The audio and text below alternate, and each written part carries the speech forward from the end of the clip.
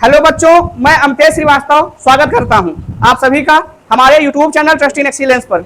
12वीं फिजिक्स का चौथा अध्याय, जिसमें हमने बहुत सारे टॉपिक पढ़े जैसे बायोसेवर्ट नियम, एम्पियर का परिपथीय नियम ना, ओस्टेड का प्रयोग। इन सबको पढ़ने के बाद एक शब्द लिखा गया टोराइड, अर्थात ये टॉपिक भी है टोराइड। टोराइड है क्या, आज केवल इतना ही समझना है। तो आप परिनालिका जानते हैं जिसको सोलेनॉइड कहा जाता है, उसको भी नहीं जानते। तो जानिए, अगर कोई पाइप है और उस पर तार लपेटा गया और उस तार के दोनों सिरे किसी बैटरी से जुड़े हुए हों या वैद्युत परिपथ से जुड़े हुए हों, उसको कहते हैं सोलेनॉइड अर्थात परिनालिका ना। काम क्या करता है, जैसे ये तार रहा केवल, और अगर इसमें धारा प्रवाहित हो रही हो, ये चुंबकीय क्षेत्र उत्पन्न करता है। जितना लंबा तार होगा उतना ज्यादा चुंबकीय क्षेत्र उत्पन्न करेगा। अब तार हमारे पास इतनी ही लंबाई है तो हमें चुंबकीय क्षेत्र ज्यादा चाहिए। ज्यादा चाहने के लिए हम क्या करते हैं कि इसी पाइप के टुकड़े पर हम क्या करते हैं, तार के फेरे लपेट देते हैं एकदम घना करके। अब यही तार की लंबाई तो बढ़ गई ना, तार की लंबाई बढ़ी कि नहीं बढ़ी? जो बहुत लंबा जाने वाला था वो इसी में लपेट के हमने बहुत सारे लंबे तार को क्या कर दिया, इतने में ही समाहित कर दिया। अब इस तार में अगर धारा प्रवाहित करें, यह भी चुंबकीय क्षेत्र उत्पन्न करेगा। ये जो छोटा, अब पहले की लंबाई इतनी थी और इसी लंबाई पर हमने बहुत सारे फेरे लपेट दिए हैं, तो ये वाला ज्यादा काम करेगा कि ये मतलब छोटा वाला काम करेगा जिसमें तार के ज्यादा फेरे लपेटे गए हैं ना। इसका मतलब इसमें तार की लंबाई ज्यादा है, इसी को कहते हैं परिनालिका। इसको मतलब किसी बैटरी के सिरे से जोड़ देते हैं। ये बात समझ में आई? अब चूंकि ये उत्पन्न क्या कर रहा है, चुंबकीय क्षेत्र उत्पन्न करता है। बात ध्यान से समझिएगा, अपने आप में कॉन्सेप्ट क्लियर होगा। ये क्या उत्पन्न करता है, लेकिन उत्पन्न करने के बाद ये कुछ चीजों को व्यय भी कर देता है। जैसे इसके चुंबकीय क्षेत्र जो है वो बाहर की तरफ चले जा रहे हैं, ये तो हो सकता है ना।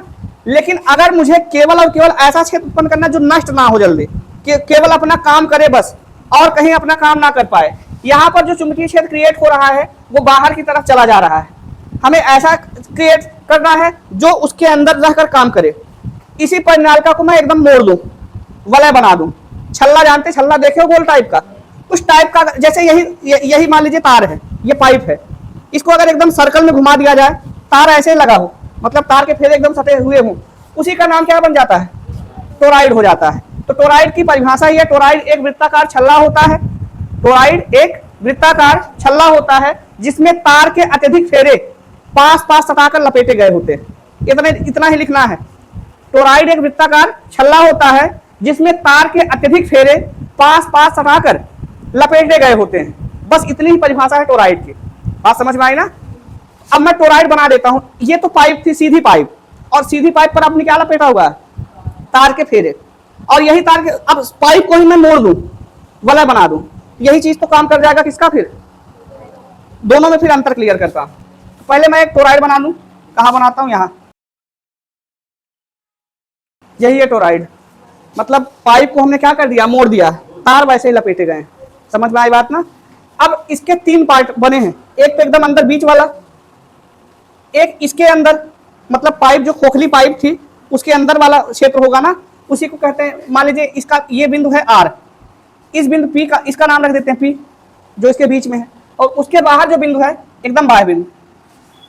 तो 3 बिंदुओं पर काम कर रहा है ना। एक अंदर, अंदर का मतलब P, बाहर, बाहर का मतलब Q, और उसके घेरे के अंदर मतलब कौन है, R है।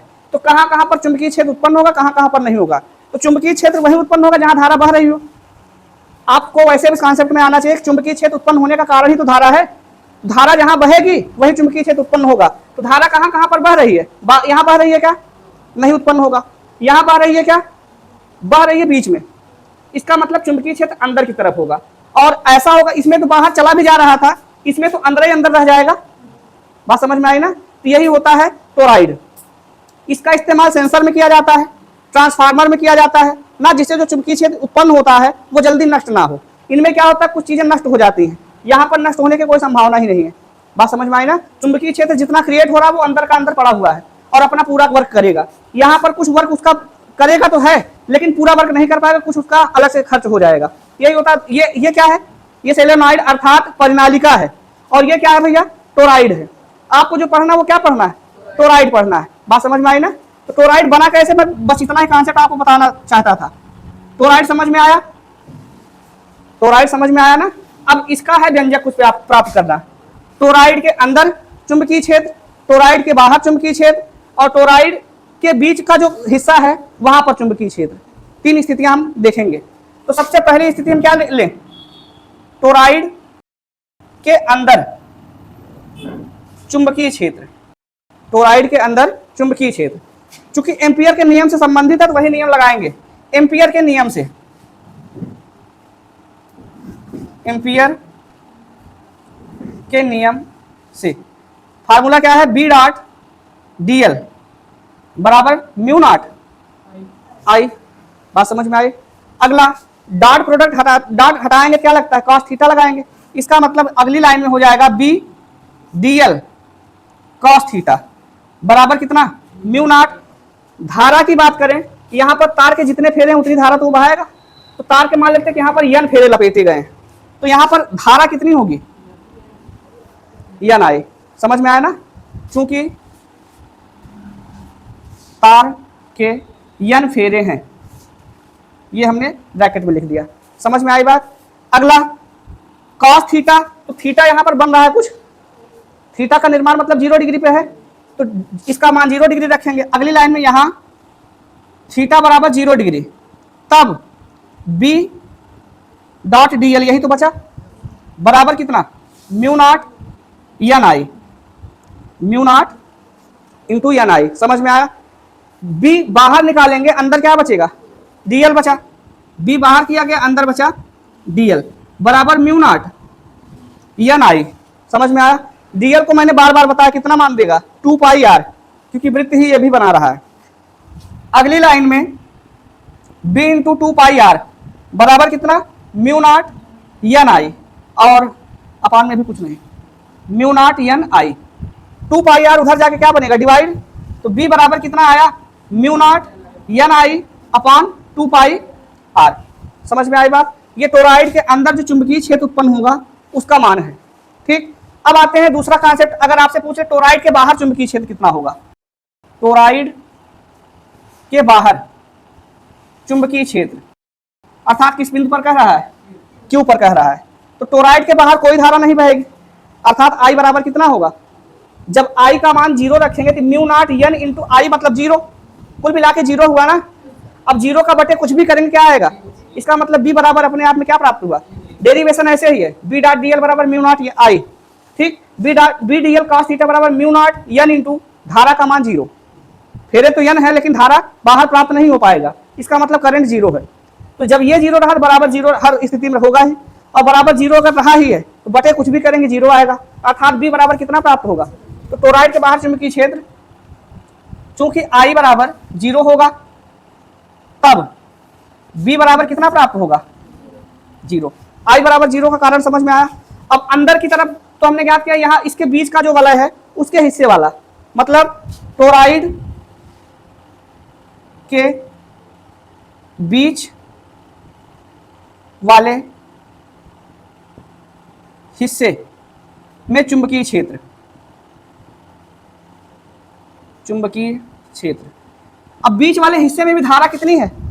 0 है। 2 डॉट नहीं, एक ही लगाएं। बीच वाले हिस्से का चुंबकीय क्षेत्र कितना होगा फिर? क्योंकि धारा जब 0 है इसका भी चुंबकीय क्षेत्र तो 0 होगा। यहां भी धारा I बराबर 0, तब B बराबर कितना होगा? मतलब 2 स्थितियों में तो शून्य है, I का मान 0 होगा ना, तो B बराबर 0 होगा। समझ में आई बात? अब आते हैं टोरॉइड का पूरा कॉन्सेप्ट फिर से आपको बताता हूं। टोरॉइड क्या है? टोरॉइड एक वृत्ताकार छल्ला है ना, जिसमें तार के अत्यधिक फेरे आपस में सटाकर लपेटे गए होते हैं। बात समझ में आई? टोरॉइड का इस्तेमाल ट्रांसफार्मर ना और सेंसर इन सब में किया जाता है। टोरॉइड की 2 चीजें हो गई। टोरॉइड का डेरिवेशन जो है, टोरॉइड के अंदर चुंबकीय क्षेत्र, टोरॉइड के बाहर चुंबकीय क्षेत्र, टोरॉइड के बीच वाले हिस्से में चुंबकीय क्षेत्र। टोरॉइड के बाहर हमने चुंबकीय क्षेत्र 0 पाया और बीच वाले हिस्से में भी 0 पाया। चुंबकीय क्षेत्र की गणना हुई कहाँ है? टोरॉइड के अंदर हुई है। हमने ज्ञात किया एम्पियर के नियम से बी डॉट डीएल बराबर mu not I, B DL cos theta बराबर म्यू नॉट आई। थीटा का मान 0 डिग्री रखने पर बी डीएल बराबर म्यू नॉट इंटू एन आई। एन क्या है? तार के जो फेरे लपेटे गए हैं, तो वही फेरों की संख्या हमने ली है। तो बी डीएल बराबर म्यू नॉट इंटू एन आई। डीएल का समाकलन जब भी पूरी तरह से करते हैं क्या प्राप्त होता है आपको 2 पाई आर, तो b इंटू 2 पाई आर बराबर mu naught N I, B बराबर mu naught N I upon 2 pi r. यही था पूरा कॉन्सेप्ट टोराइड का, समझ में आया।